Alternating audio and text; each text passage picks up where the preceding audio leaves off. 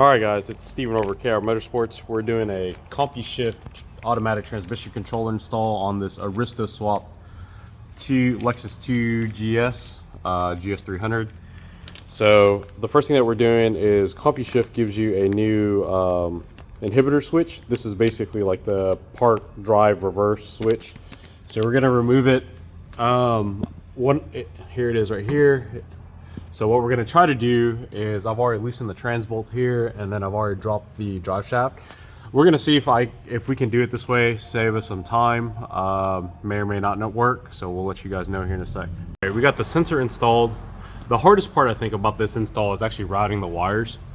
So what we're going to do is, if you look on this side, this is the US passenger side, the right side, you'll see that the rear O2 sensor comes out of here.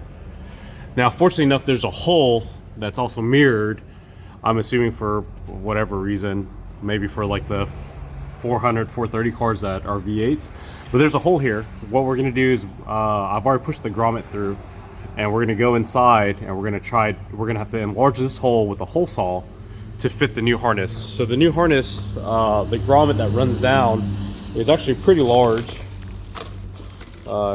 Give me a second here. All right. So this is the portion of the harness that runs down into the transmission, and so we're gonna have to make the grommet for this size. So it's a pretty large hole, as you can see, or a large grommet, so we're gonna have to be making a pretty large hole.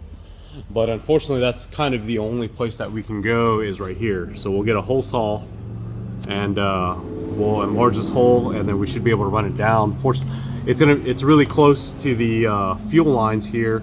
And this is the aftermarket return that the previous owner made, or whoever. So like I said, we'll end up running it closer this way towards the engine side of it, and then we'll run that grommet down, and that should be good to go. All right guys, doing the A340 Compushift install.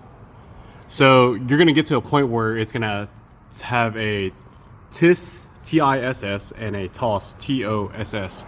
Those are speed sensor connections. So I just wanted to show you on the A340, the front one is the TIS, and then the rear one is the TOS. So if it would focus, but just wanted to give you guys a little tidbit on that. That way when you guys get it going. So just to let you know where we're at, we've got the wire routed down. We had to drill the hole out, throw a little RTV because, you know, it's really hard to enlarge a hole, unfortunately, but it's sealed up pretty good.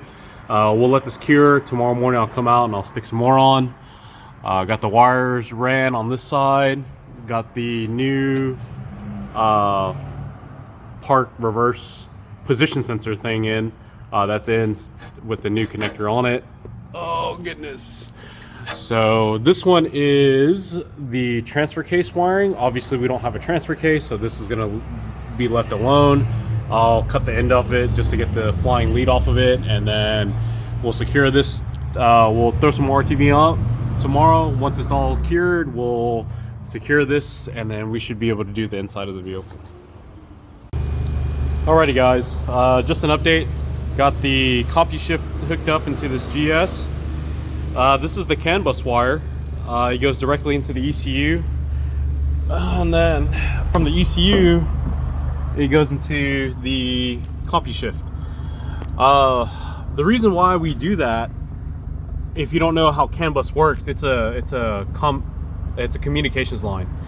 So normally on this harness, you've got like TPS, a map sensor, RPM, speedo, all that stuff needs to be hooked up manually, meaning that you have to tap it from end to end. And that's fine and dandy, but with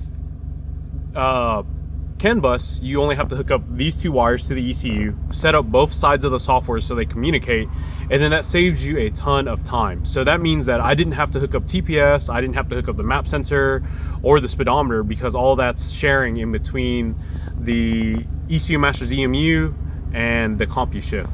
So there's an app, we've got it all set up. I'll have to attach that later in a different video, but we've got that all going. All right guys, did some things here that's probably not recommended for you to do. If you have to do this, make sure you reach out to HGM first before you do it. So what I did not do was the reverse wire. So if you guys remember, on the lower harness there's a yellow wire for four-wheel drive that's already ran down. So I needed to run the reverse wire down there as well. So instead, I just repurposed the yellow wire. I moved it from this pin here. If you can see, this is white with orange, and that's yellow. So they're already swapped positions, but I went ahead and swapped it. That way that leash yellow wire that's already loomed down there, I can hook up to the reverse switch and then get reverse lights working. So just want to put that in there. Again, not recommended, probably not covered under warranty anymore, but it is something that I ended up doing. So with CAN bus out of the way, this is how many wires we get rid of off the Compushift module there. So we're not using any of these at all, so these can all go in the trash. And then it's cleaned up the harness quite a bit here, so it's a lot less things that we've got to tuck up under this already tight dash.